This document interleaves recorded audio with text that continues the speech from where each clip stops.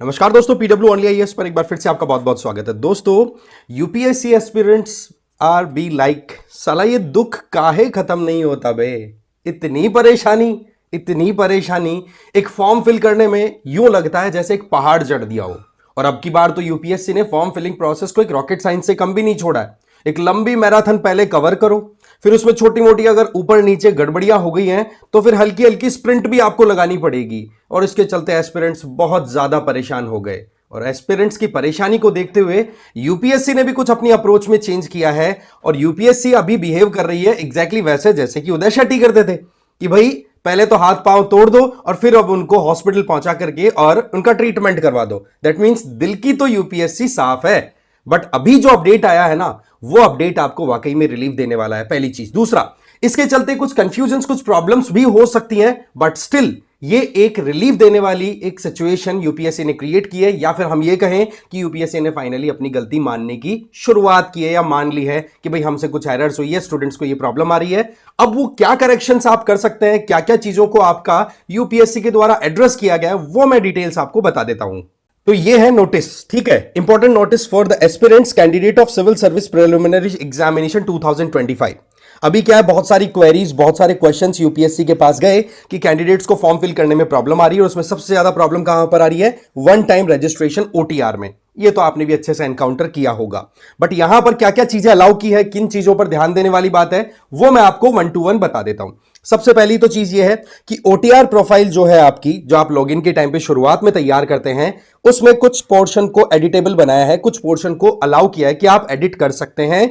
आप जब तक फाइनल सबमिशन ना करें, है ना। उसके बाद में भी अगर देखें, फाइनल सबमिशन की डेट आपको पता ना, एक्सटेंड ऑलरेडी यूपीएससी ने कर दी 18 फरवरी तक। और उसके बाद में फिर करेक्शन विंडो खुलेगी 7 दिन के लिए। वो आपको पता है 19 से लेकर के 25 फरवरी तक खुल रहा है।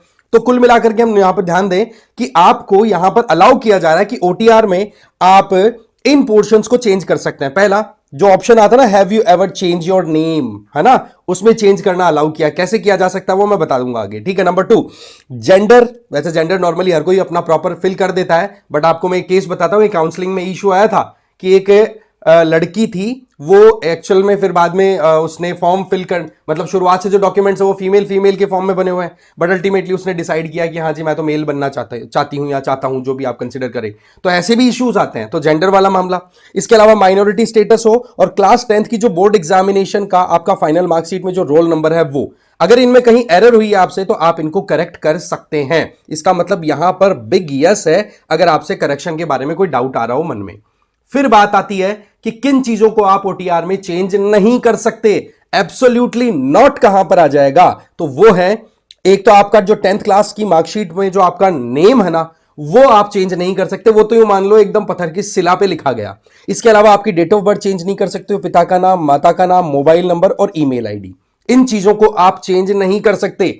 अब आपके दिमाग में आ रहा होगा कि सर ये चीजें तो चलो ठीक है, फिक्स है, खुद का 10th में नाम क्या था, डेट ऑफ बर्थ क्या रही, पिताजी का नाम, माताजी का नाम, ये तो चेंज होने का बहुत स्कोप ही नहीं है। बट किसी का मोबाइल खो जाए या ईमेल आईडी एक्सेस नहीं हो तो यहां पर ऑप्शन दिया गया है कि दोनों में से अगर एक आपका लॉस्ट हो जाए, खो जाए, माना कि आपका मोबाइल नंबर है वो अभी आपके पास में नहीं है, रिचार्ज नहीं करा है, किसी वजह से वो मोबाइल नंबर जो है अब आप एक्सेस नहीं कर पा रहे हो, तो आपके पास में ईमेल आईडी है ना, उसके थ्रू आप मोबाइल नंबर अपडेट कर सकते हैं। वहीं ओटीआर पे जाएंगे, अपडेट मोबाइल का आपका ऑप्शन दिख जाएगा, वहां पर आप जाकर के अपडेट कर सकते हैं। उल्टा मान लो कि ईमेल आईडी का एक्सेस खत्म हो गया, तो कोई बात नहीं है, आपको मोबाइल नंबर जो है उसके थ्रू लॉगिन कर लेना है, और लॉगिन करने के बाद में फिर वहां पर ईमेल आईडी अपडेट करने का ऑप्शन आएगा, तो वो भी आप कर सकते हैं। दैट मींस दोनों में से एक अगर खो जाए तो आपके पास में अपडेट करने का पूरा चांस है। ओके, तो ये भी एक यस है। अच्छा, ऊपर वाले में मैंने नो लिखना भूल गया। ये जो चीजें हैं इनमें आप चेंज नहीं कर सकते। You are not allowed to update anything among these thing. मैंने ऊपर बता दिया, मोबाइल और ईमेल आईडी का दोनों में से एक तो हो जाएगा। अनफॉर्चुनेटली दोनों ही मिस हो गए, समझिए, अनफॉर्चुनेटली दोनों ही मिस हो गए, तो क्या करें। तो देखो, आपको एक प्रॉपर फॉर्मेट में सेल्फ अटेस्टेड डॉक्यूमेंट तैयार करना है। ये किस फॉर्म में होगा वो मैं आपको दिखा दूंगा अभी आगे। अटैच्ड फाइल है, उसमें आपको अपना डॉक्यूमेंट रेडी करना है, और उसके आधार पर फिर उसको, यहां पर ये प्रिस्क्राइब फॉर्मेट दिया हो ना, इस पे आप जैसे ही क्लिक करेंगे तो ऑटोमेटिकली नया विंडो खुल जाएगा। देखो मैं यहां पर 1 सेकेंड, हाँ, तो ये है वो प्रिस्क्राइब फॉर्मेट जिसमें आपको अंडरटेकिंग देनी है। अंडरटेकिंग का मतलब हो गया कि ये आप सेल्फ सर्टिफाई करोगे। इस प्रॉपर डॉक्यूमेंट में आपको अपना नाम लिख लेना है, ठीक है। फिर पिताजी का नाम यहां पे आ जाएगा, अप्लाई कब किया था आपने, ठीक है, एग्जाम किस एग्जाम के लिए अप्लाई कर रहे हैं, ठीक है, उस एग्जाम का आपको ईयर और ये मेंशन कर देना है। फिर उसके बाद में फर्दर डिटेल्स आपको दे देनी है, जैसे कि आपका नाम क्या है, पिताजी का नाम, डेट ऑफ बर्थ, जो एग्जिस्टिंग रजिस्टर्ड मोबाइल नंबर है वो, रजिस्टर्ड ईमेल आईडी वो दोनों कर दिए। अब न्यू वाले क्या है, वो न्यू वाले आपको डाल देने, हो गया यहां तक का। फिर उसके बाद में आपको यहां पे खुद से साइन कर देना है, खुद के सेल्फ सिग्नेचर होंगे, ध्यान रखना यहां पे सिग्नेचर के ऊपर, समझ गए, योर सिंसियरली, यहां पर किसी से अटेस्ट नहीं करना, सेल्फ अटेस्टेड ही है। और यहां पर फिर आप अपना बोल्ड कैपिटल लेटर में नेम लिख देंगे। फिर उसके बाद में ये हो गया आपका एक डॉक्यूमेंट रेडी। अब इस डॉक्यूमेंट में आपको 10th की जो मार्कशीट है ना, उसकी स्कैन कॉपी, आधार कार्ड या पैन कार्ड या जो भी आप इन्हें आप कह सकते हैं जिसके अंदर आपका प्रॉपर नेम हो, 10th वाला मैच कर रहा हो, जो आपने आईडी वहां पर यूपीएससी वेबसाइट पे अपलोड की है, ठीक है, या फिर जिसमें आपने रेफरेंस दिया है कि हाँ ये मेरा आईडी कार्ड होगा, तो वो आपको स्कैन करके डाल देना है। और रीसेंट पासपोर्ट साइज फोटोग्राफ, जो कि वो अगेन वही 2/3 वाला जो यूपीएससी के लिए तैयार हुआ ना, वही अपने को डाल देना है, समझ गए। तो ये तीनों चीजें डाल करके, और ये जो डॉक्यूमेंट है इसके अंदर पूरा प्रॉपर सारी चीजें फिल करके, साइन करके, स्कैन करके अपना डॉक्यूमेंट पीडीएफ फॉर्म में तैयार कर लेना है और फिर इसको मेल कर देना है। अब मेल कहां करना है वो मैं बताता हूं आपको।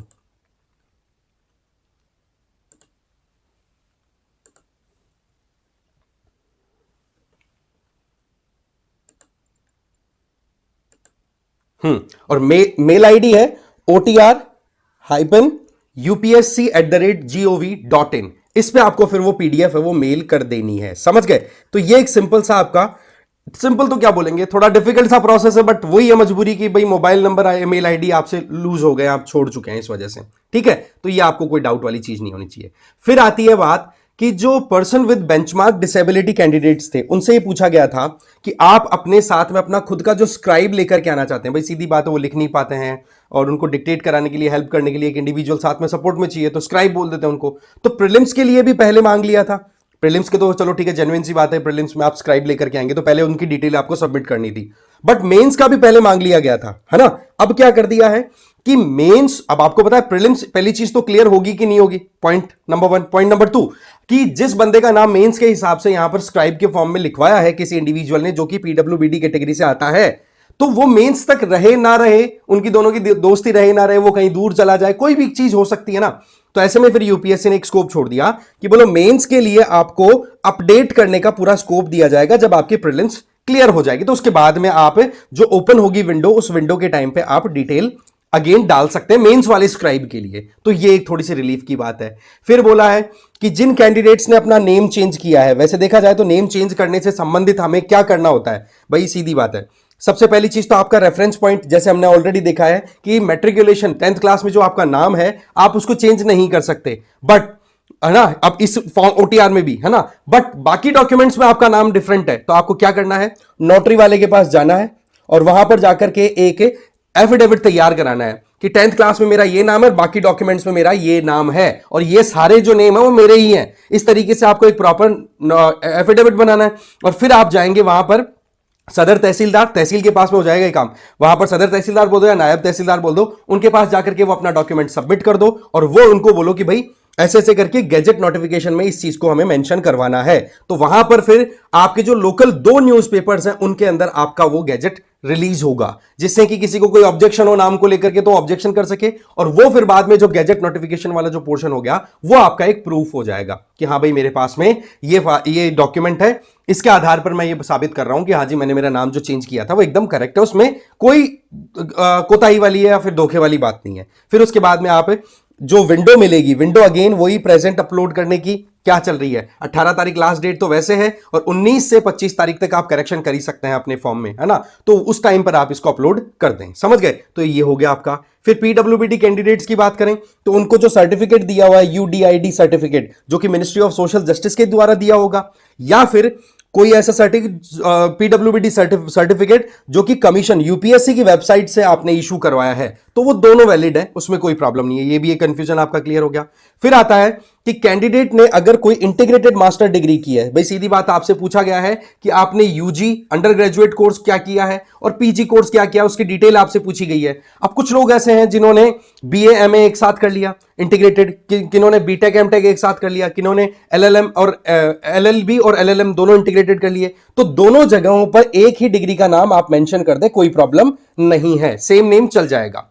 इसके अलावा कैंडिडेट्स को साफ साफ यह बात बोली गई है कि जो भी कॉलम्स हैं उन कॉलम्स को प्रॉपरली एकदम कहते हैं ना कि फिल कर लें, है ना, और फाइनल सबमिशन से पहले कम से कम इन चीजों में प्रॉब्लम ना करें, है ना। और दूसरी पहली चीज तो ये हो कि आप करेक्शन की तरफ जाने की नौबत ही नहीं आए, और फिर भी अगर करेक्शन करने की नौबत आए तो भाई सीधी बात है आपको केवल और केवल 19 तारीख से 25 तारीख तक के बीच में करेक्शन करने का मौका मिलेगा। फॉर्म की हम बात कर रहे हैं, ओटीआर में तो क्या क्या चीजें एडिट हो सकती हैं वो पैरा ए के अंदर हमने देख लिया। एक बार फिर से मैं आपको दिखा देता हूं कि क्या चीजें आप एडिट कर सकते हैं और क्या नहीं। जैसे मैंने यहां पर बताया था कि ये चीजें आप अपडेट कर सकते हो, और ये जो नीचे वाला पोर्शन है ये आप एडिट नहीं कर सकते, ध्यान रखना ओटीआर के अंदर।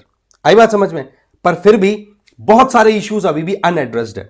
क्या है? नंबर 1, डॉक्यूमेंट अपलोड करने में अभी भी एस्पिरेंट्स को बहुत प्रॉब्लम आ रही है। नंबर 2, ओबीसी और ईडब्ल्यूएस जो सर्टिफिकेट्स हैं उन सर्टिफिकेट्स के अंदर जो क्राइटेरियाज हैं उनमें इश्यूज आ रहे हैं। ज्यादातर प्रॉब्लम किस में आ रही है? ईडब्ल्यूएस की बजाय ओबीसी में जो नॉन क्रिमिलेयर सर्टिफिकेट बनवाना होता है ना, उसका प्रॉपर क्राइटेरिया लेकर के थोड़ा सा कंफ्यूजन है एस्पिरेंट्स के बीच में।